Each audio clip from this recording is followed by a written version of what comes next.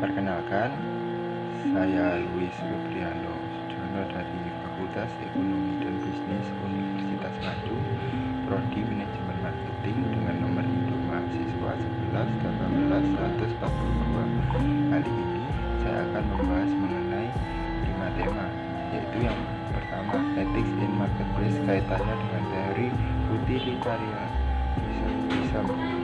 Kedua, Internet dan Marketing Mix Extension Strategy. Ketiga, Advanced Game. 4. Customer Relationship Management atau biasa disingkat CRM. 5. Terakhir yaitu Digital Marketing, efek digital marketing di masa pandemi. Pembahasan kali ini ditujukan dalam pemenuhan tugas UAS IT for Marketing.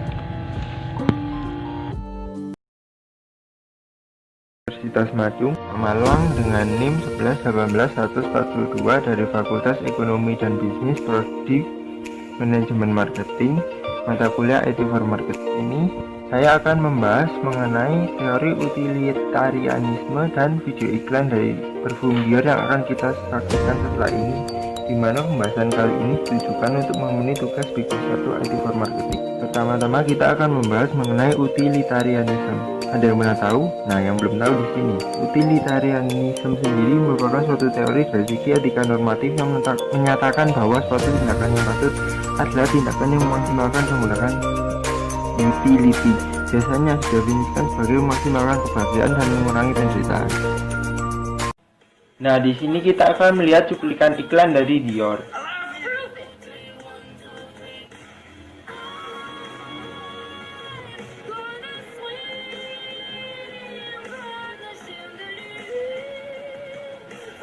Bisa dilihat memang sedikit vulgar.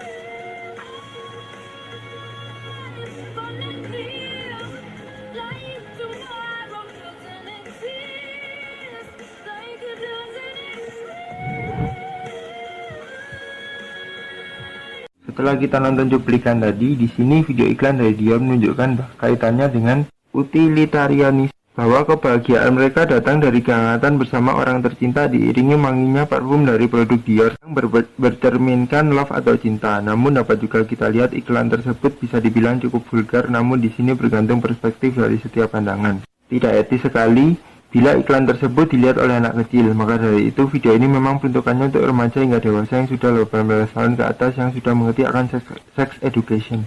Memang internet mudah diakses segala usia. Dalam hal ini, orang tua juga harus mengontrol anak si kecil untuk menggunakan media sosialnya. Sekian dari saya, terima kasih.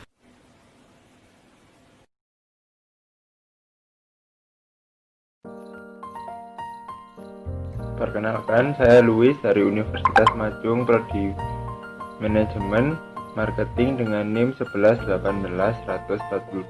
Kali ini saya akan membahas mengenai brand Xiaomi mulai dari story hingga typing point dan pricing harga yang ada. Hal ini ditujukan dalam pemenuhan tugas Big 2 IT for Marketing. Yang pertama ada History of Brand, perusahaan elektronik swasta dari Tiongkok yang berkantor di pusat Beijing. Xiaomi didirikan pada Juni 2010. Perusahaan ini dengan cepat telah menjadi salah satu perusahaan teknologi terkemuka di dunia. Pada awal kuartal kedua 2018, Xiaomi merupakan produsen telepon cerdas terbesar keempat di dunia yang merancang, mengembangkan, dan menjual telepon cerdas, aplikasi seluler, dan elektronik konsumen.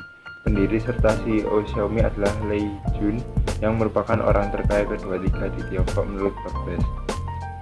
Perusahaan ini kini bernilai lebih dari 46 miliar US dollar, memiliki lebih dari 16.700 karyawan yang berasal dari Tiongkok, Malaysia, Singapura, India, Filipina, dan Indonesia. Pada tahun 2019, pengiriman ponsel Xiaomi mencapai 125 juta unit, menempati peringkat keempat secara global sejak 2018.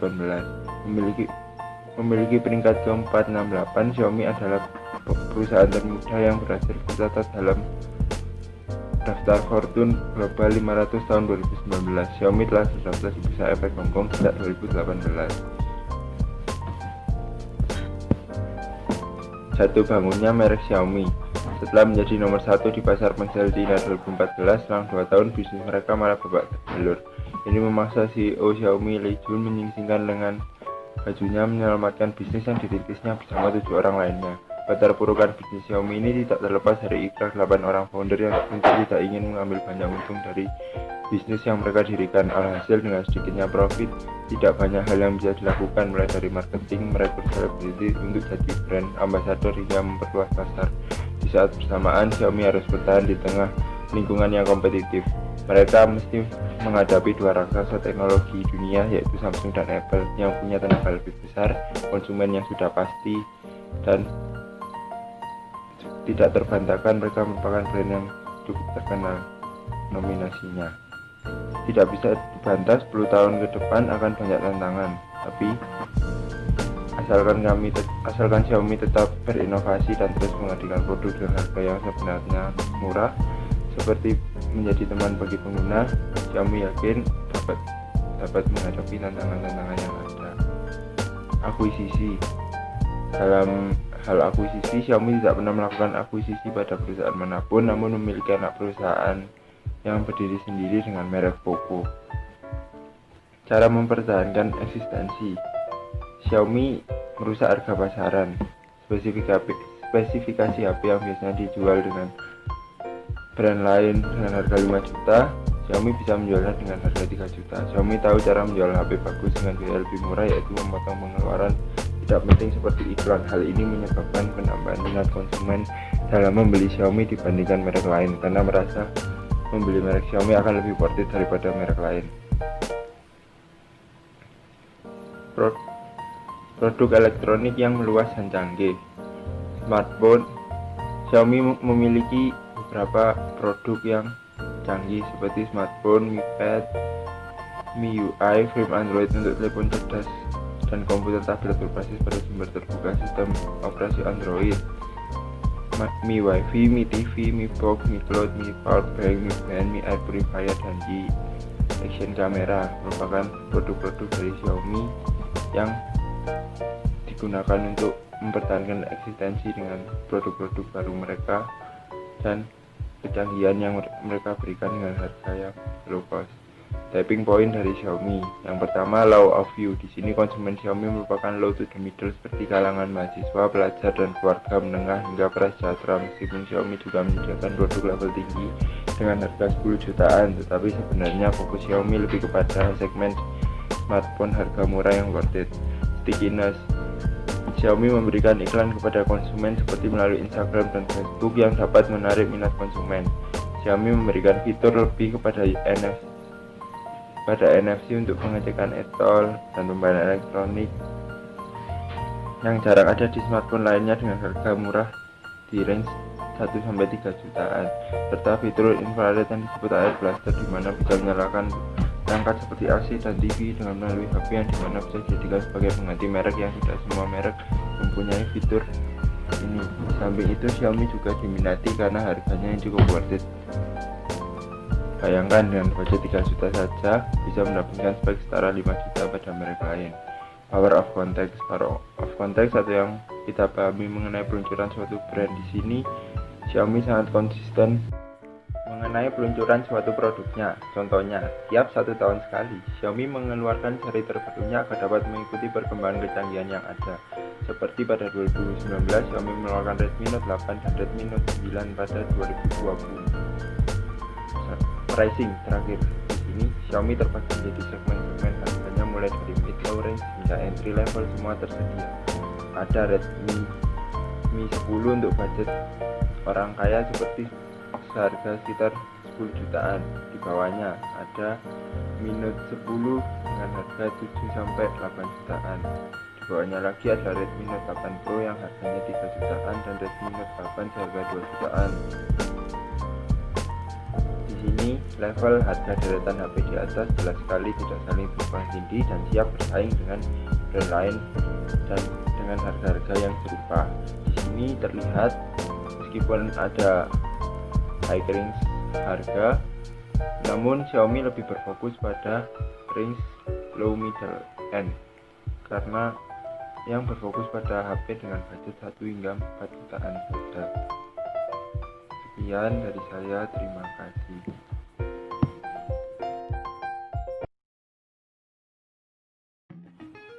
Perkenalkan, Nama saya Luis dari Universitas Madung, Prodi Manajemen Marketing dengan NIM 11181142.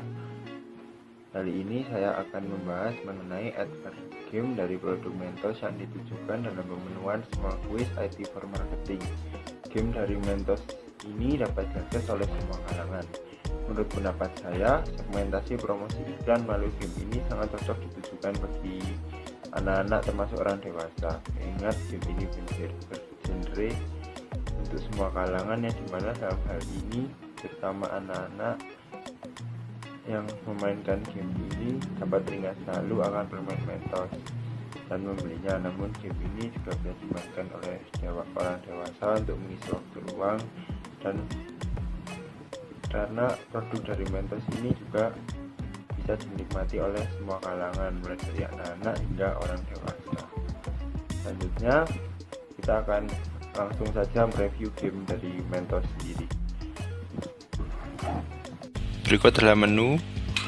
Nah, sekarang kita akan memainkan gamenya.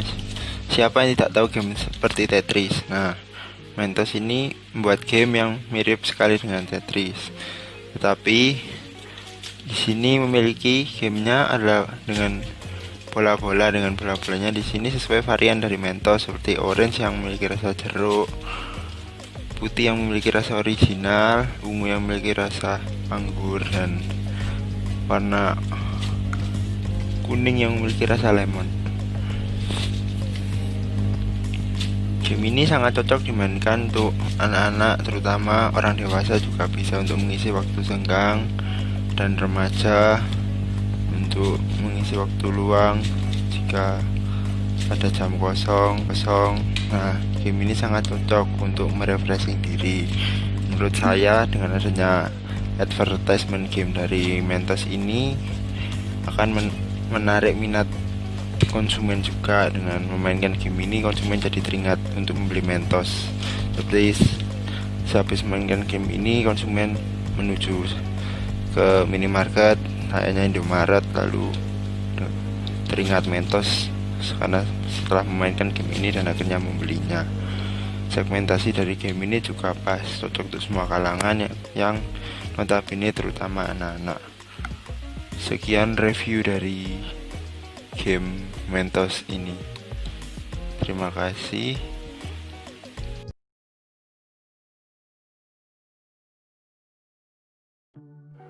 Perkenalkan, saya Luis dari Universitas Madung, Prodi Manajemen Marketing dengan NIM 11181142. Kali ini saya akan membahas mengenai CRM dari McD yang ditujukan dalam pemenuhan tugas bisnis teori IT for marketing. Nah, apa itu CRM?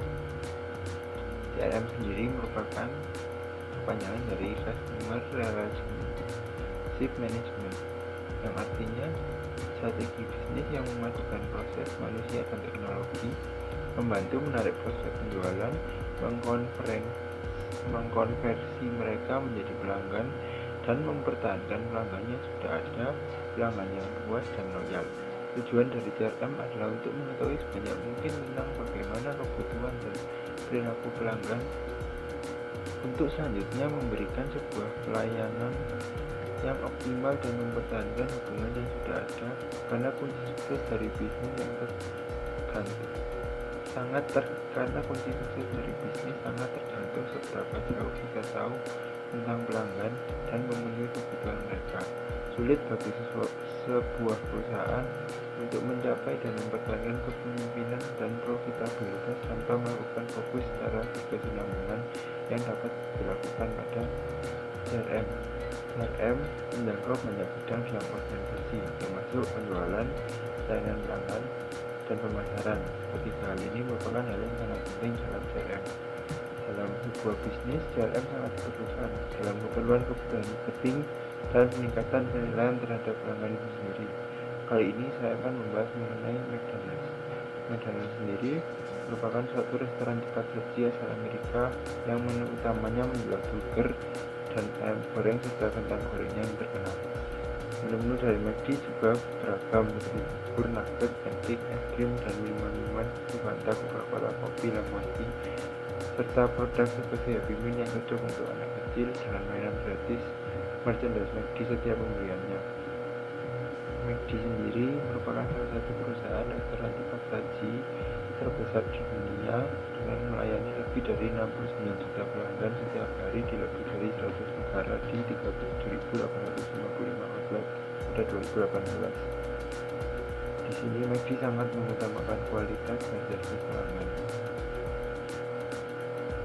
Di setiap gerai McD memiliki tempat yang nyaman, fasilitas dapur yang memadai, AC yang dingin, tempat yang luas, wifi, tempat ulang tahun maupun playground wadah bermain anak-anak di mana tersedianya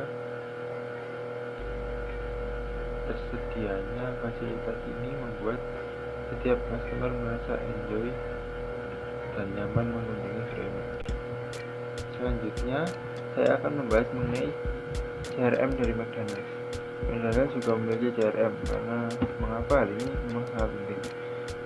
McDonald's melakukan program CRM melalui adanya pembelian makanan melalui aplikasi. Aplikasi ini terbagi menjadi aplikasi McDonald's Application, McDelivery untuk layanan pengantaran ke rumah, dan McDonald's website yang dapat diakses dengan mudah melalui internet. McDonald's kali ini yang pertama dibahas adalah McDonald's App dan McDelivery.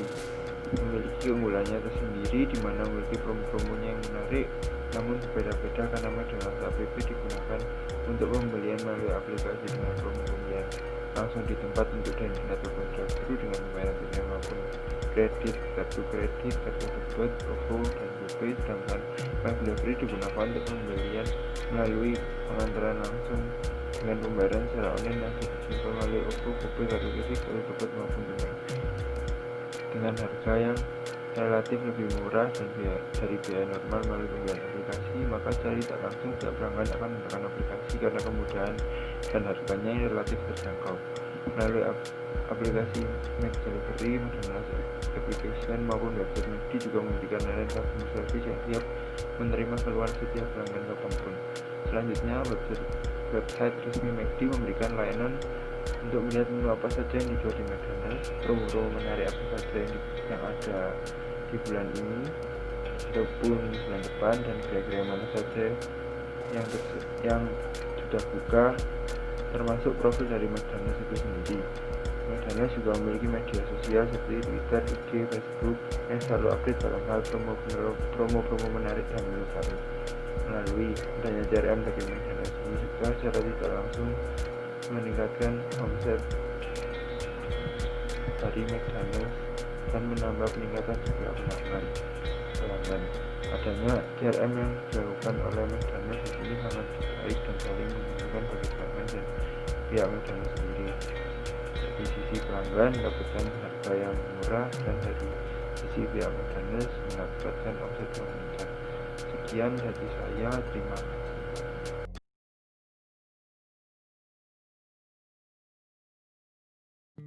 Halo, saya Luis Febriano dari Fakultas Ekonomi dan Bisnis Universitas Majung, Prodi Manajemen Marketing, dengan nomor induk mahasiswa 11 18 142. Kali ini saya akan membahas mengenai digital marketing. Namun ada yang menarik kali ini, yaitu pembahasan mengenai digital marketing di tengah pandemi COVID-19. Pandemi virus corona belum menunjukkan tanda-tanda akan segera reda. Dunia seolah didengkram oleh wabah ini.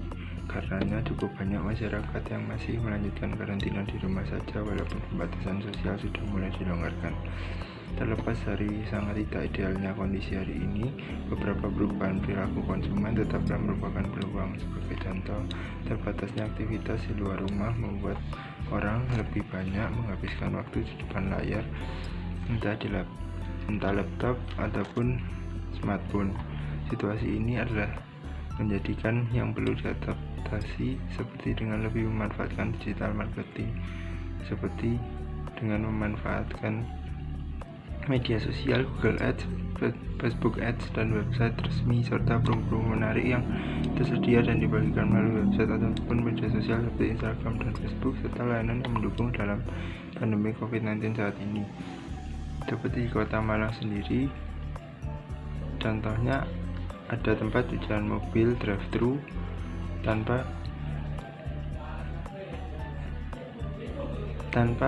pengunjung harus turun dari mobil dan bertempat di Guns Tidar Malang, tepatnya Jalan Puncak Mandala nomor 5 Tidar Malang. Cucian mobil yang sekarang lebih mengedepankan drive-thru di masa pandemi COVID-19 karena drive-thru merupakan pencucian mobil yang sangat relevan di tengah COVID-19 saat ini, di mana konsumen tidak perlu turun dari mobil sebagai strategi pemasaran agar usaha jasa cuci mobil Guns di Tidar Malang dapat bertahan dalam pandemi COVID-19 saat ini. Seperti kita lihat,